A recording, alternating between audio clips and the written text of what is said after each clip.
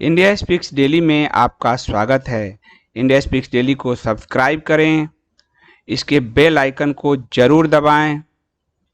Join button के जरिए आप इसकी सदस्यता जरूर लें और यदि इसका कंटेंट आपको गुणवत्तापूर्ण लगता है तो आप 100 रुपीज़ पर मंथ का सब्सक्रिप्शन जरूर पे करें।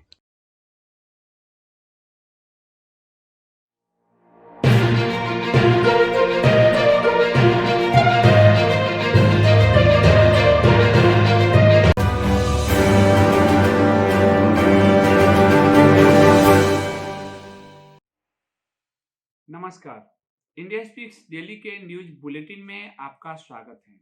आप सच बोलेंगे तो आपको टांग दिया जाएगा। जी हाँ, अर्नब गोस्वामी के बाद अब ये जो पंचमक्कारों की टीम है, अभिनेत्री कंगना रनौत पे टूट पड़ी है। मुंबई की बांद्रा कोर्ट ने बॉलीवुड अभिनेत्री कंगना रनौत के खिलाफ सांप्रदायिक नफरत फैलाने के आरोप में एफआईआर दर्ज कराने का आदेश दिया है।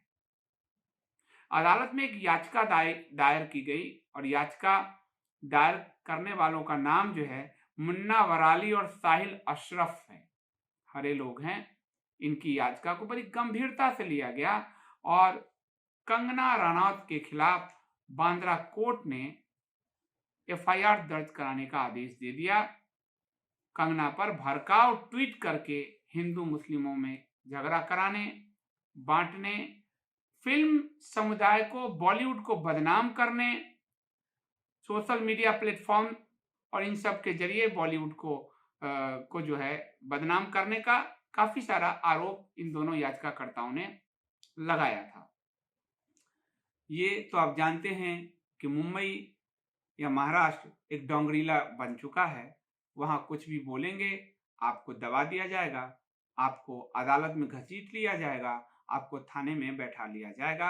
अर्नब गोस्वामी के बाद कंगना रनौत के साथ भी अभी यही हो रहा है, क्योंकि वो अकेली है जो बॉलीवुड में खुलकर सफेद पुड़िया गैंग को बेनकाब कर रही है। यदि ये आरोप साबित होते हैं तो सीआरपीसी की धारा 156(3) के तहत कंगना पर जो है जो मामला काफी बड़ा बन सकता है, उनकी गिरफ्तारी भी संभव हो सकती है। ये प्रयास है चुन चुन कर उन सब की आवाज दबाने का जो सफेद पुड़िया गैंग को खोलने में आगे रहे हैं। आज की दूसरी खबर फ्रांस में है।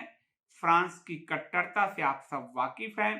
फ्रांस में हरे समुदाय से जुड़ा हुआ कोई चित्र दिखाने पर इतिहास के शिक्षक के साथ जो हुआ है वो आप जानते हैं।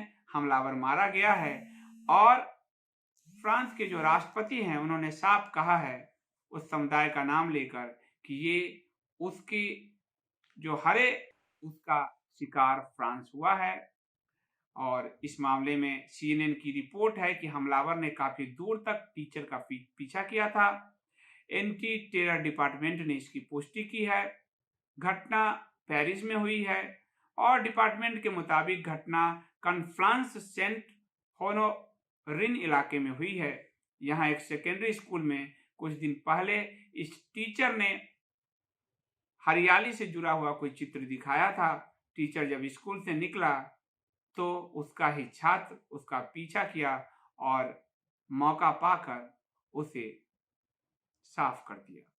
इस मामले में हमलावर को मार भी दिया गया है और फ्रांस सरकार या एंटी टेरर डिपार्टमेंट ने हालांकि उसकी पहचान सार्वजनिक अभी तक नहीं की है।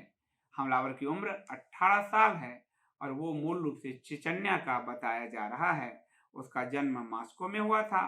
फ्रांस के एजुकेशन मिनिस्टर ने कहा, पुलिस और जांच एजेंसियों को अपना काम करने दीजिए, इस बारे में जानकारी आने पर बताएंगे। लेकिन फ्रांस के राष्ट्रपति ने स्पष्ट कर दिया है कि ये कौन लोग थे।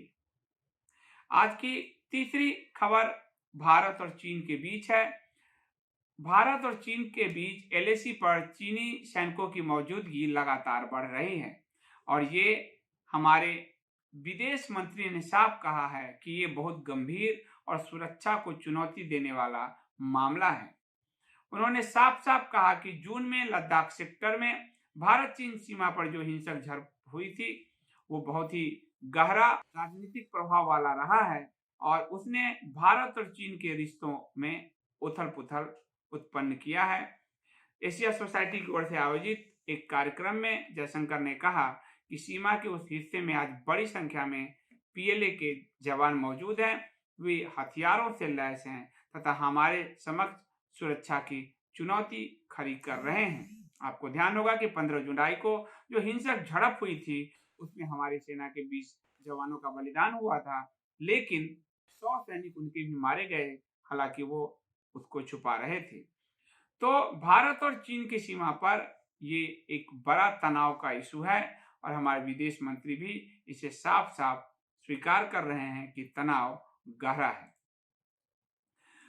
अगली खबर मथुरा से है। मथुरा में खुशी की बात है कि मथुरा में श्री कृष्ण जन्मभूमि विराजमान की अपील को कोर्ट ने स्वीकार कर लिया है। 18 नवंबर को इस पर सुनवाई होगी। याचिकाकर्ताओं ने सुन्नी सेंट्रल बोर्ड की सहमति से कथित ट्रस्ट ईदगाह की प्रबंधन समिति द्वारा इस पर अवैध रूप से किए गए अतिक्रमण और अधिरचना को हटाने की मांग की थी। ये उत्तर प्रदेश में मथुरा की एक अदालत ने शुक्रवार को भगवान श्री कृष्ण परिसर से सटे एक को हटाने के लिए दायर याचिका को स्वीकार कर लिया है। 18 नवंबर पर सुनवाई होगी। पहली बार यह मामला 26 सितंबर को सामने आया था, जब भक्तों के एक समूह ने सिविल कोर्ट में ये कहा था और उन्होंने आरोप लगाया था कि 17वीं शताब्दी में उनका कहना था इस बारे में कि 17वीं शताब्दी में औरंगजेब के आदेश पर मंदिर के एक हिस्से को तबाह कर दिया गया था। उस वक्त इसको नहीं सुना गया था और सिविल जज मथुरा के सामने दायर मुकदमों में वादी ने कहा कि हर इंच भूमि 13.37 एकड़ को मापने भगवान श्री कृष्ण और हिंदू समुदाय के भक्तों के लिए ये एक पवित्र भूमि है और यह एक ऐतिहासिक स्थान है। अब इस पर सुनवाई होती है, आगे सुनवाई क्या होगी, लेकिन असदुद्दीन ओवैसी ने फिर से समाज को बांटने वाला बयान दिया है और उन्होंने जो है आरएसएस को इसके पीछे बताया। उन्होंने कहा कि आरएसएस से समाज सावधान रहे और वो इस पर लगातार प्रतिक्रिया दे रहे हैं समाज को बांटने वाला। मुझे लगता है कि इस मामले में अदालत के फैसले का इंतजार किया जाना चाहिए और आपस में विद्वेष की बात जो ये लोग कर रहे हैं इन सब पर कार्रवाई होनी चाहिए। याचिकाकर्ता ने जो अदालत में दिया है उसके अनुसार मुगल सम्राट औरंगजेब ने 31 जुलाई 1658 से 3 मार्च 1707 ईस्वी तक भारत पर शासन किया था। औरंगजेब ने बड़ी संख्या में मंदिरों को तोड़ने के आदेश दिए थे। याचिका में कहा गया है कि यह 1669-70 में मथुरा के कटरा केशवदेव भगवान श्री कृष्ण के जन्म स्थान पर जो मंदिर था उसको तोड़ा गया और औरंगजेब की सेना आंशिक रूप से केशव मंदिर को ध्वस्त करने में सफल रही थी और अपनी ताकत का इस्तेमाल करते हुए उसने दिया था। इसमें अधिवक्ता विष्णु जैन और हरिशंकर जैन द्वारा सीनियर सिविल जज छाया शर्मा की अदालत में ये याचिका दाखिल की गई है। याचिका 57 पेज की है, तो इसका इंतजार किया जाना चाहिए। आखिरी खबर आर्थिक जगत से। अभी नवरात्रि और दिवाली तक ये जो धूम मचा हुआ है ऑनलाइन शॉपिंग का, छूट का, बहुत सारे उपहार का, इसमें फ्लिपकार्ट और अमेजन पर बड़ी मात्रा में शॉपिंग हो रही है। फ्लिपकार्ट और अमेजन को नोटिस जारी किया गया है कि आप उत्पादों के बारे में सही जानकारी क्यों नहीं दे रहे हैं। ग्रेट इंडियन फेस्टिवल सेल और बिग बिलियन डेज सेल के बीच अमेजन और फ्लिपकार्ट को ये एक झटका लगा है। भारत सरकार ने फ्लिपकार्ट और अमेजन को एक नोटिस जारी किया है। ई वाणिज्य कंपनियों के मंच से बिकने वाले सामानों पर उनके मूल उत्पत्ति वाले देश यानी ये लोग चाइना को छुपा रहे हैं, चाइना के उत्पाद को छुपाने का धंधा कर रहे हैं। सरकार ने इस पर कार्रवाई की है। मूल उत्पत्ति वाले देश की जानकारी तथा अन्य जरूरी सूचनाएं नहीं देने को लेकर सरकार ने कड़ा कदम उठाया है और ये बहुत जरूरी कदम है। यदि आप इस देश में बिजनेस कर रहे हैं तो इस देश के कानून को मानना होगा। आपको आपका प्रोडक्ट कहां से जुड़ा हुआ है ये बताना होगा।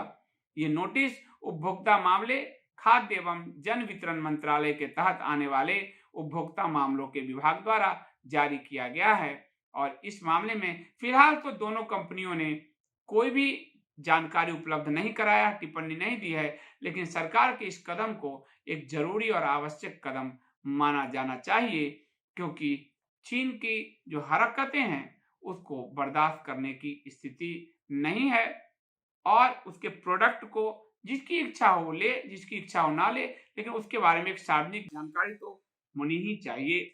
ये आज की जो है बड़ी खबर है और मिलता हूं मैं आपसे फिर सोमवार को। बहुत बहुत धन्यवाद।